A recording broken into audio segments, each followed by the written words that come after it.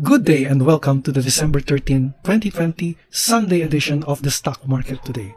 Wala po tayong trading ngayon, linggo, but I will be reviewing your stocks requested by Zedzol via Facebook, plus 3 PSE stocks where I have a position, plus we have an S&R trivia.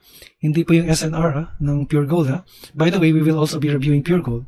SNR is support and resistance. This is Benji Chidoro. Just stick around because all of this we shall have in this episode of the Stock Market Today.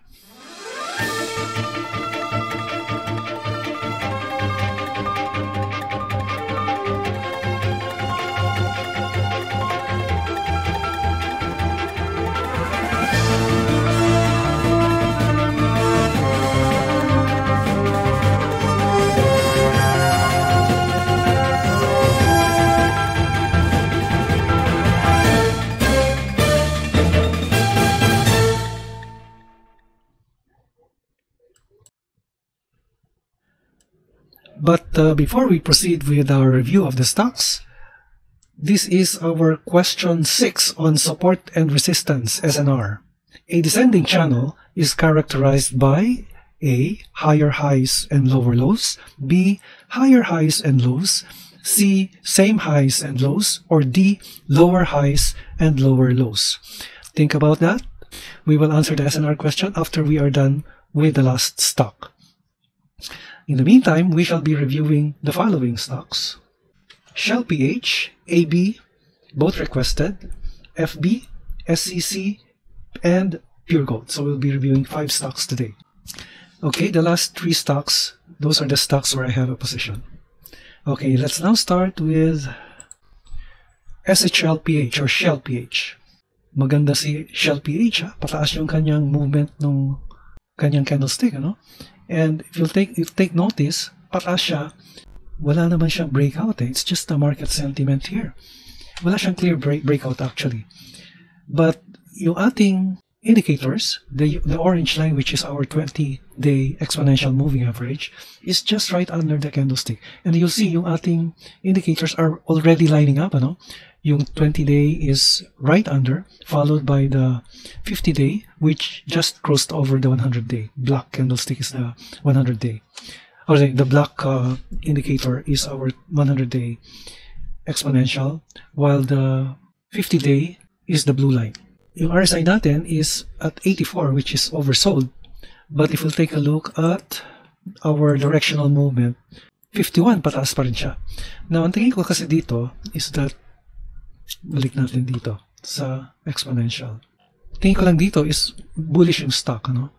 Very bullish siya. And it's just testing this resistance level here. Actually, may resistance dito na naging support. Tingnan natin yung horizontal ray dito. Yan, nasa 23 yung ano nasa 23 yung resistance level And it may test the next resistance level here. Nearest is here, 24. 24.5. So dito, maaaring nagko-consolidate lang yung stock.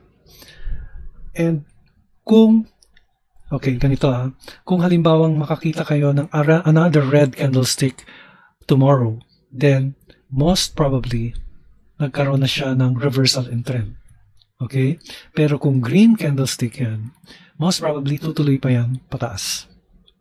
So tingnan mo na lang bukas sa Z, no? Yung position. I think you have a position here, di ba? Pero maganda kung nakabili ka dito at a much lower price kasi tagal na nagko-consolidate ang Shell At kung titignan kasi natin ang news sa Shell, may bad news pala si Shell dito.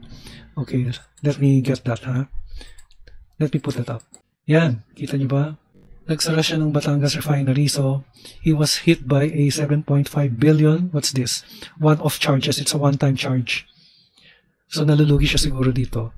Not so good news.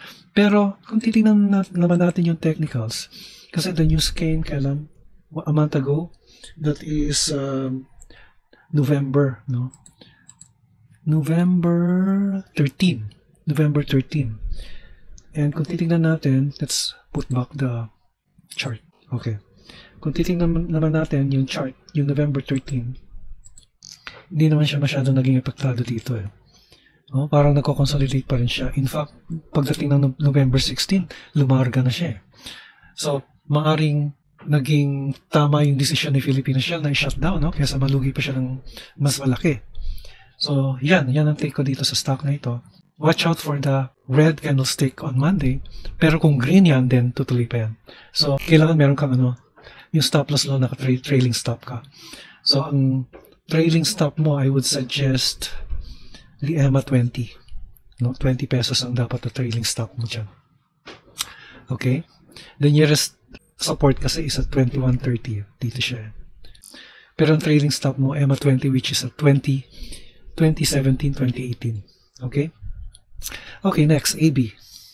AB, Atok Wedge Company. This is, I tried researching what Atok Big Wedge is, but hindi ko makita. Ang nakikita ko lang data is yung data ng PSE, no? Pero based on the candlestick chart, ang tagal na nagko-consolidate nitong AB. And based on the PSE data, 1948 pa ito nagpalista sa exchange, no? So it is already an old company. Tingin ko, Manila Stock Exchange, nandiyan na yan. Pero matagal na siya nagko-consolidate, bale. Ito naman is, kung titignan natin yung candlestick, meron siyang solid green. Ito, hindi siya breakout dahil it is the highest price. Well, okay, pwede natin sabihin breakout to. Itong dalawang candlestick nito because it's the highest price since a month ago and there is volume, no? Sabihin na natin na breakout to. Ngayon, ang sa akin lang is that hindi heavily traded itong Atok Big Wedge, no? So, I would caution you on the liquidity. So, dapat ang investment mo dito o yung binibili mo dito, konti lang. Hindi yung malaking amount. So, the nearest resistance, ang pwede niyong itest, ang nakakita ko dito 10.95 to 11 is the nearest resistance. Pagka na-hit na niya yung 11 or you see a red candlestick, kailangan meron kang I'm sure meron kang stop loss price dito, no? If I were trading the stock, ang ilalagay kong stop loss is just below the resistance here. Siguro ilalagay ko siya sa 830. Yung aking stop loss. Yung lowest level nito is 808. Mga 830 ko siya ilalagay. Ilan ba yung ticks itong tingnan natin? 1 tick lang yata yung minimum nito Yeah, 1 tick lang. Mga 835 siguro kung ilalagay yung aking stop loss. Pero ang aking resistance would be at mga 11. Ngayon, kung type mo yung stock, then go ahead, Kasi yung next resistance niya is at 13. So, feel mo lang, Tingnan mo lang, Sol. So, kung tumuloy-tuloy siya sa 10.95 at na-break niya yan, then good for you because merong strong trend yung stock. Tingnan natin yung DMI. Kasi yung RSI is pataas Yung DMI, tingnan natin kung merong trend na. Wala pa siya. So, malamang sideways pa ito. And may establish lang yung trend kung meron pang isang green candlestick. Okay? So that's my take on AB. Okay, next, let's take a look at FB. San Miguel Food and Beverage to Uy, tingnan mo yan. Pataas yung stock. Actually, pataas siya. If I were to draw a trend line, nag-start yung trend dito Yan yung trend ng stock. And I have a position here actually. But first, let me give to you the resistance level. The nearest resistance actually is here. Nasa 70. Actually, malapit na siya sa resistance, na 70. Pero, ang sa akin, my target price is here. 80. Yan.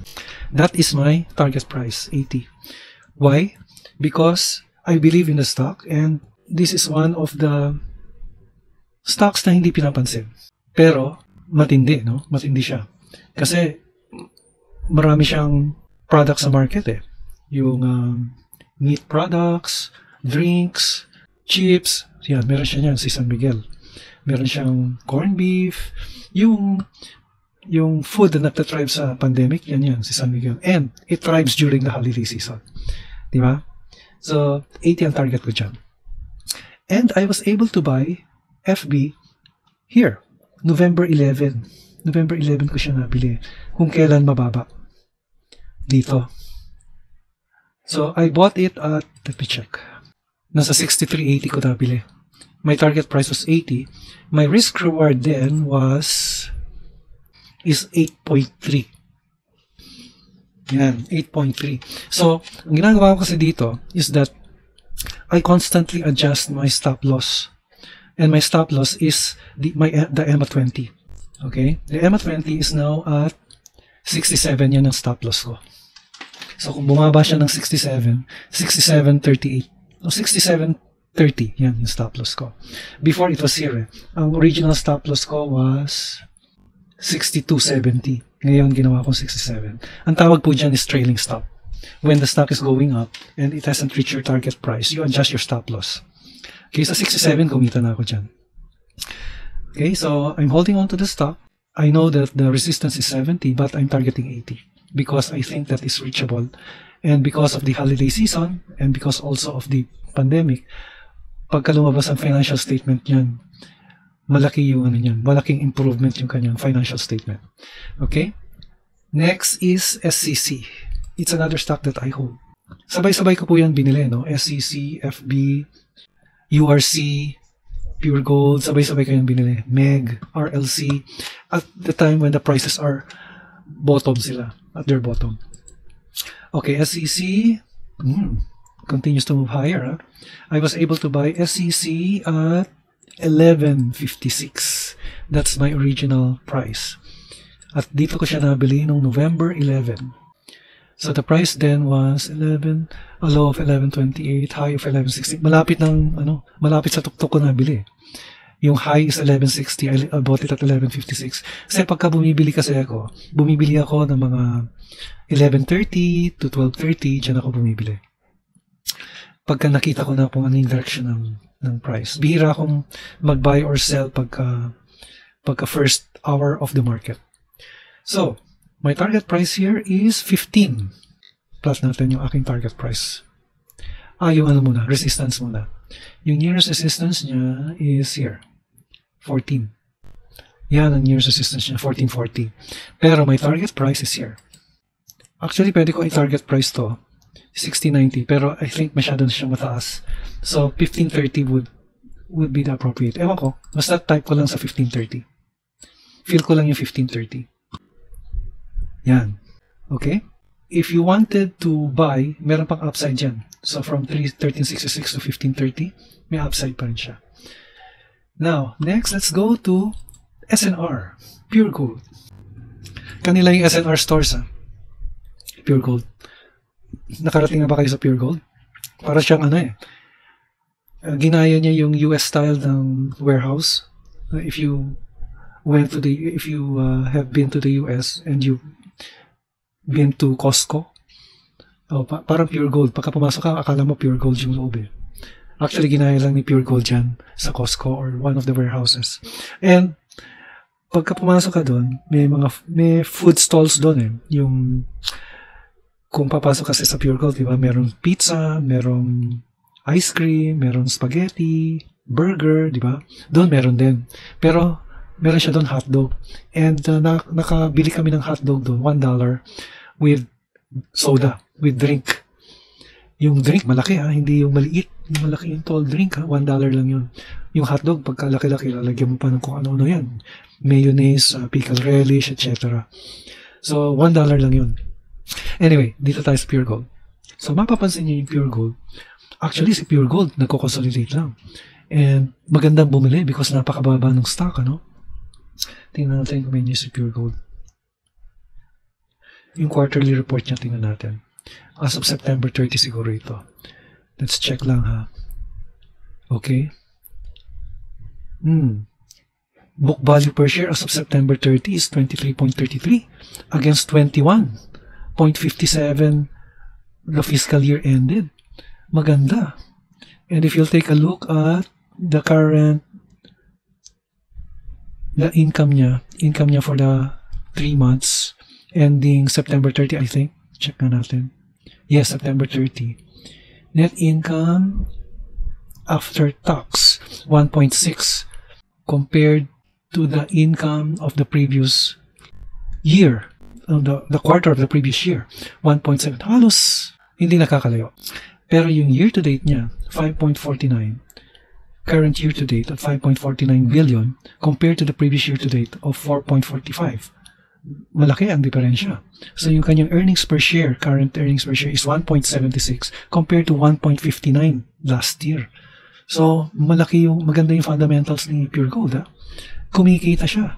In fact, mas malaki ang kita niya this year kesa last year in spite of the pandemic. And the pandemic is driving the stock. Okay. Pero tingnan mo yung stock, ang baba. Napakababa niya. So let's see where the resistance is. It's here. 41.25. Ang nearest support rather. 41.25 is the nearest support. And the nearest resistance is 44. Yan, 44.08 is the nearest support. But hindi yan yung target price ko. Ang target price ko, nandito. 53, 54. 54 is my target price. Why? Undervalued ang stock eh. Kita niya naman, no? Kumikita siya, pero ang earnings per share niya, maliit lang. Di ba? Actually, malaking earnings per share. Pero the stock is very cheap. Yan, no? So, I'm targeting 54. And magandang bumili ng Pure Gold. Wala po akong kamag-anak sa Pure Gold, ha? Hindi po ako connected sa Pure Gold and I'm not hyping the stock. Sinashare ko lang po yung aking posisyon sa Pure Gold. And that's where my target price is. And I was able to buy the stock at, kano mabili ko dito? 41.50. 41.50, I'm targeting 54. Ang risk reward ko is, let me check, 7.3. Yan yung risk reward ko. My target price is 54. You can never go wrong with Pure Gold. Kasi mahusay na company yan. It's one of the index stocks. Okay? Okay, so now let's go to our SNR question. Ano sagot niyo dito?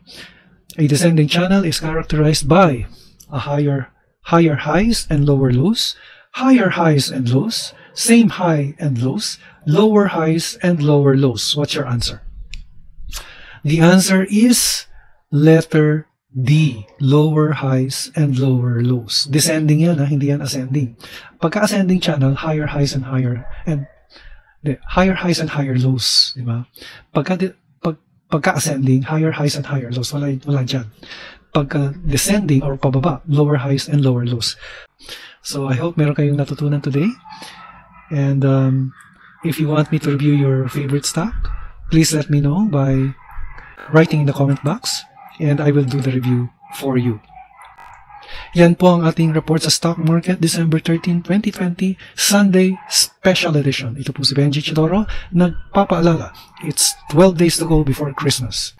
An investment in knowledge pays the best interest. See you again tomorrow. Take care.